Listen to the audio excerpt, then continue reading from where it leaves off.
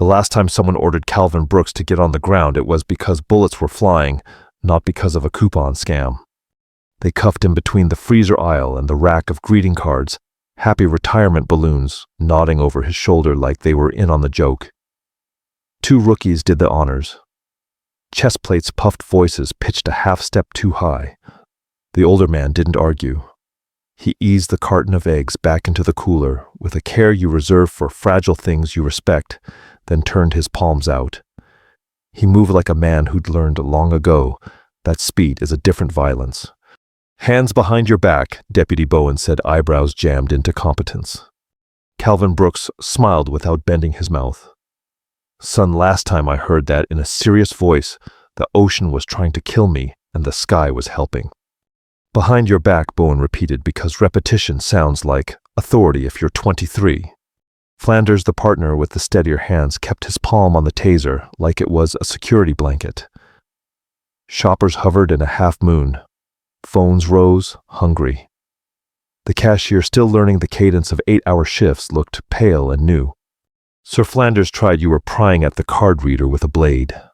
"Hardware store pick," Calvin said calmly. $2.99 and no moral compass. There's a skimmer on register 4. Ugly little barnacle. You've got customers bleeding numbers. Bowen's jaw flexed. "That device belongs to the store." "No," Calvin said. "It belongs to a man who refers to the rest of us as marks." "Turn around," Bowen said. The cuffs sang their small metal lullaby. It was all very neat, very by the book, very wrong. As they walked him out past 2 for $5 pineapples and a display of patriotic paper plates, someone in the crowd snorted, "About time." Someone else whispered, "He helped me carry dog food once." Contradictions are a national pastime. In the parking lot, the air tasted like hot asphalt and last night's rain. The cruiser door thunked shut. Calvin's eyes tracked a jet carving a white stitch across blue. He breathed like a man who'd counted breaths for a living. "Slow is smooth. Smooth is fast." "Name Flanders," asked Penn, ready. "Calvin Brooks," he said, with a C and a past tense. Bowen smirked. "You think this is funny, sir?" "I think life is," Calvin said. "And sometimes the punchline has handcuffs." By sunrise the next morning, the courthouse smelled the way all courthouses smell, lemon cleaner, over old wood, burnt coffee, and nerves. The seal behind the bench had watched so many performances it could have written a book, Faces While Being Wrong. Judge Keisha Morales wore the robe like plain speech. 40's steady eyes, hair to the shoulder, composed, not cold. She had a way of listening that made people edit themselves in real time. The deputy DA, Tyler Hanley, young enough to still miss his college printer, stacked his files into a small fortress of righteous paper. He loved correct words and wielded them like decorative swords. "Case 24-7-16, the clerk said. "State of. Let's move." Morales cut, not unkindly. "Time is money and the county is broke." Hanley rose. "Your Honor, the state charges Mr. Brooks with tampering with retail equipment, disorderly conduct, and resisting arrest." Resisting, Morales glanced at the file. "I see no note of force." He moved his hands, Bowen offered from the first row. He sounded as if he didn't quite believe it himself. Morales cocked a brow. "So did I, and no one's cuffed me yet." "Mr. Hanley, show me the footage." The screen dropped like a slow blink. Body cam video stuttered to life.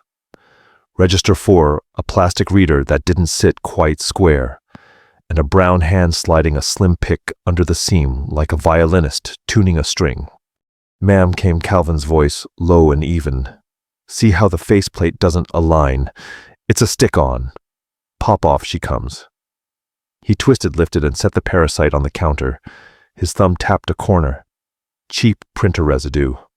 You'll want to call the bank and check the other registers. These things travel in packs." The cashier's voice nervous. "Sir, please. I should get a manager." "Good SOP," Calvin said. 2 is 1, 1 is none. 2 is what Bowen's off-screen voice asked. "Redundancy," Calvin replied. "It saves divers and wallets." The footage ended with the arrival of authority and the end of listening. "Lights up." The room shifted quiet but real. The store manager sat halfway back, shame rising like a slow blush. Hanley cleared his throat. Intent aside, Your Honor, the defendant alarmed staff and manipulated private property without permission. Intent aside, Morales said. That's brave. Usually we put intent front and center in criminal court. From the back, the glass door clicked, and the courtroom acquired new gravity. Dress whites absorb attention by design. A two-star admiral filled the center aisle with nothing more than posture. His cover was tilted precisely. His ribbons read like a short novel. He stopped in the well and turned toward the defense table. The salute he cut toward Calvin would have sliced paper. Good to see you, Master Chief, the admiral said, the Atlantic tucked into the vowels. Every busy thought in the room tripped over that title. People who hadn't spent a day near water knew enough to feel the edges of it. Calvin dipped his head once. A small smile ghosted one corner. Morning, Admiral. Morales exhaled one measured breath she would later deny having held. Admiral Cartwright, Your Honor. He faced the bench. With permission, a brief context. Master Chief Brooks would never embarrass a young man, so I suppose I must. Proceed, Morales said. Cartwright kept it short because men who've rescued for a living waste nothing, not even syllables. A freighter off Al Hudaida. A hull that had no business holding together. A fire that ate air. 6 sailors below the line where hope goes to ground. Brooks descended once, twice. He tangled with things that wish you dead and prefer you quick. He brought the boys back by the hand. We do not rise to the occasion, Cartwright said quietly, turning toward Hanley without looking at him. We fall to the level of our training. His level was high. The gold star on a woman's lapel near the aisle glinted. Her voice came small and then steadier. My son served under him. Said he had a voice like a metronome. You breathe with it and you stop wanting to die, my boy told me. He came home, so thank you. She tilted her head toward Calvin and wiped her face in the way of women who prefer privacy and get the opposite. Calvin's reply was a nod deep enough to be a bow. Cartwright shifted gears. As to last night, the store's cameras reviewed at the request of my office show Master Chief Brooks discovering a skimmer identical to hardware in an ongoing interstate case. State AG has prints. We've got a suspect's gray Accord on tape. Bumper sticker, Salt Life. Ocean free since purchase. A murmur like a low tide rolled through the gallery. Hanley stood half hope, half duty. Your Honor, the state did not have this footage. Whose fault is that? Morales asked and didn't wait for an answer. She looked to the table. Mr. Brooks, do you wish to speak before I end this? Calvin stood in chains. Permission to speak freely, ma'am. Granted. I'm not here to bruise anybody's first week, he said. Voice-level humor dried to a mineral taste. We're all born loud. Training is deciding where to put the volume. These young men walked into a picture they didn't know how to read. Happens. But there's a line we use in places where bright lights don't help. Slow is smooth, smooth is fast. Ask a question before you draw a conclusion. A good question is a weapon that doesn't need a holster. Bowen stared at his boots like they'd filed a complaint. Morales looked at him. Deputy. He swallowed. We misread the seam, Your Honor. He glanced toward Calvin.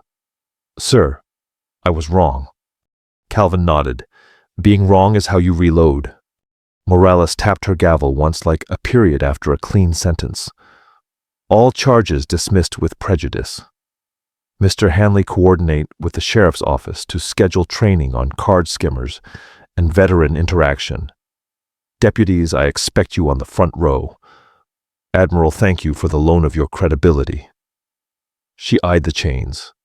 And take those off him. I've seen paperclips more dangerous.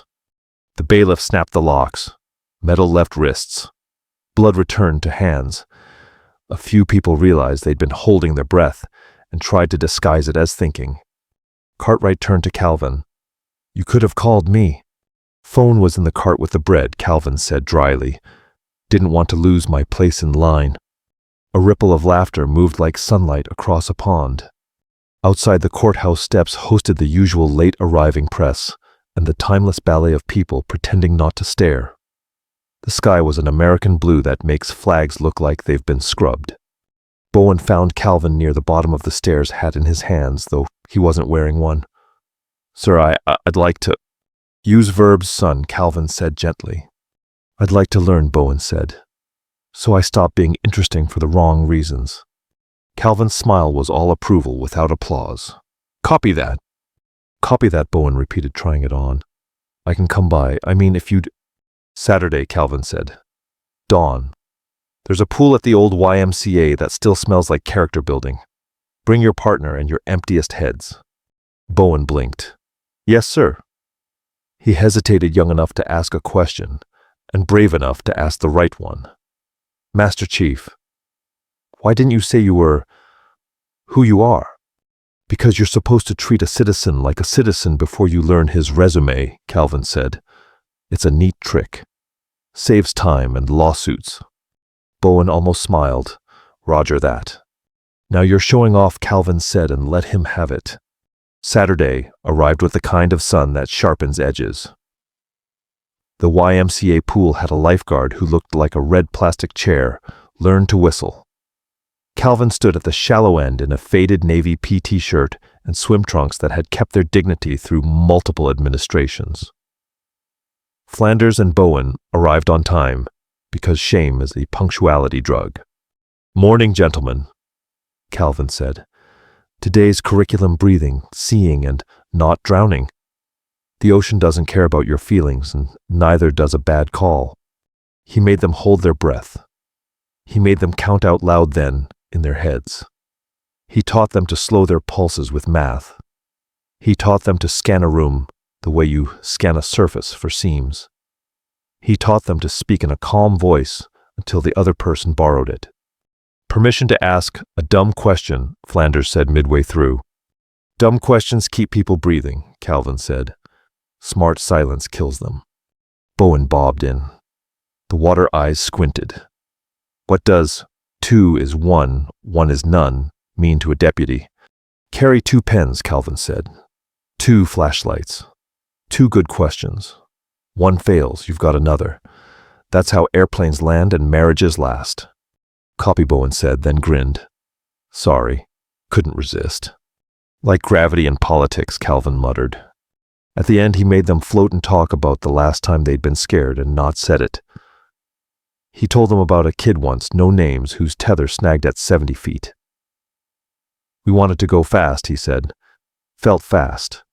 But feeling fast is how you hurt someone. We slowed down and got him up. He vomited all over my boots and apologized for it. People say hero when they mean prepared. I prefer boring. Boring keeps people alive." "Boring," Bowen said. "Roger." "Roger is a man, not a verb," Calvin said. "Use words that mean things." They laughed.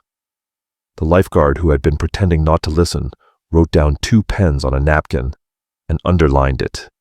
On Monday, the sheriff's office packed a small courtroom for a training that someone's budget would later call Community Trust Initiative, and someone honest would call fixing what payday couldn't. State AG sent a guy with slides. The bank sent a woman with photographs. Cartwright sent a petty officer with a laminated list titled "Seams Where Crooks Hide the Obvious." Calvin took a seat in the back. He didn't speak. He let his presence do the framing. When the bank woman said, "Check for thermal printed covers" over the keypad, he murmured, "Seams," and 20 heads nodded without knowing why.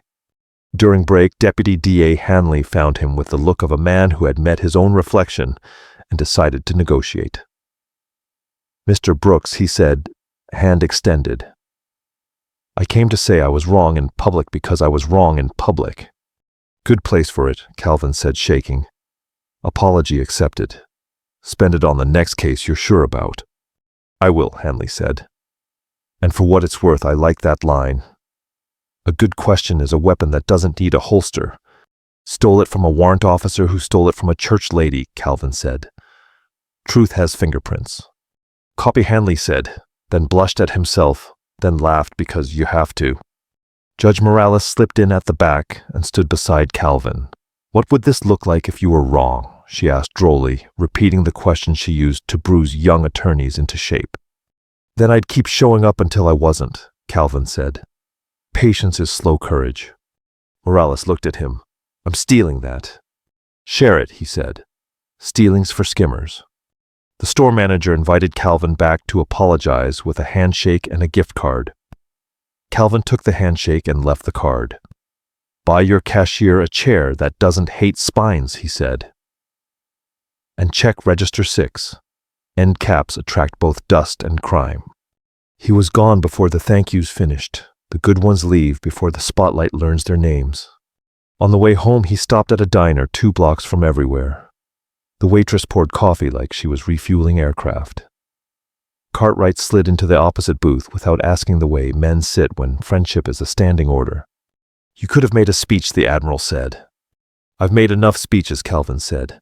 The ocean never clapped once. Cartwright stirred his coffee with the air of a man negotiating with a small storm. How's the limp? Shows up when it rains or when I spend too long standing in rooms full of certainty. Cartwright grunted. There's a surgeon who owes me.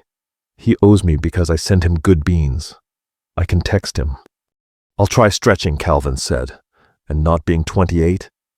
They ate pie the color of American optimism.